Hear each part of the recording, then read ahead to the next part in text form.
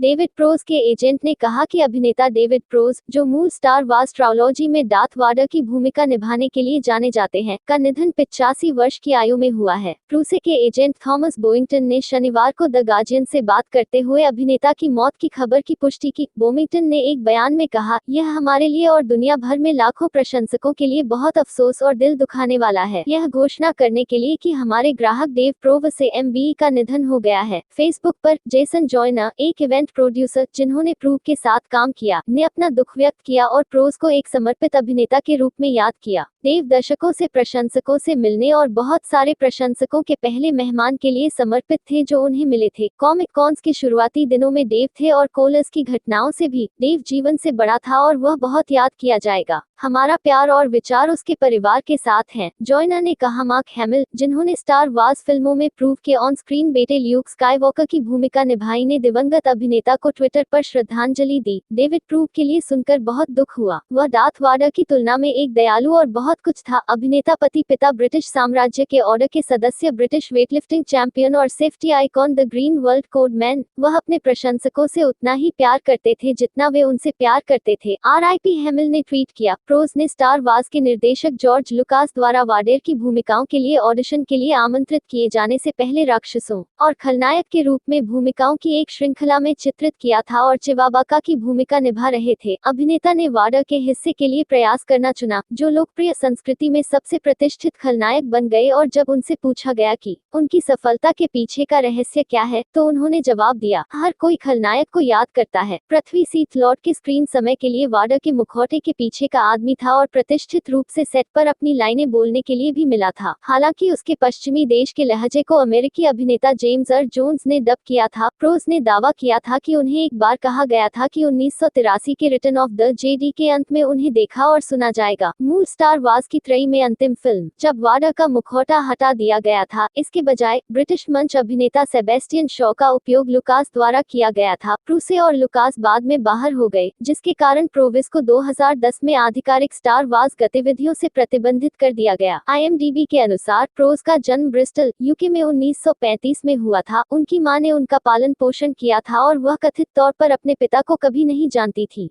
उन्होंने अपने शुरुआती किशोरावस्था में शरीर सौष्ठव और वजन प्रशिक्षण के लिए एक जुनून विकसित किया और श्री यूनिवर्स प्रतियोगिताओं में भाग लिया, जहां वे Hollywood action star Arnold Schwarzenegger और अभिनेता लू फेरिग्नो के साथ दोस्त बन गए। प्रोज ने 3 बार ब्रिटिश हैवीवेट वेटलिफ्टिंग चैंपियनशिप जीती और 1962 में पेर्थ, ऑस्ट्रेलिया में इंग्लैंड का प्रतिनिधित्व करने के लिए चुना गया। उन्होंने स्टेज नाम जैक द रिपर के तहत फोन बुक भी छीनी। प्रोज ने अपनी फीचर फिल्म की शुरुआत 1967 के कसिनो रॉयले से की, जिसमें उन्होंने फ्रैंकस्टीन के मॉन्स्टर की भूमिका निभाई। वह स्टेनली कुब्रिक की एक क्लॉकवर्क ऑरेंज 1971 की डायस्टोपियन क्राइम फिल्म और यूके स्थित हैमर फिल्म प्रोडक्शंस की कई हॉरर फिल्मों जैसी फिल्मों में अभिनय करने के लिए आगे बढ़े। प्रोज ने 1978 में सुपरमैन की भूमिका के लिए व्यक्तिगत रूप से क्रिस्टोफर रीव को प्रशिक्षित किया। वाडर के रूप में अपनी भूमिका से पहले प्रोविस ने ब्रिटिश संस्कृति में एक प्रमुख व्यक्ति के रूप में खुद को स्थापित किया था, जो कि पहले ग्रीन क्रॉस कोड मैन थे, जो कि बच्चों के उद्देश्य से ब्रिटिश सड़क सुरक्षा विज्ञापन में इस्तेमाल किया गया पात्र था।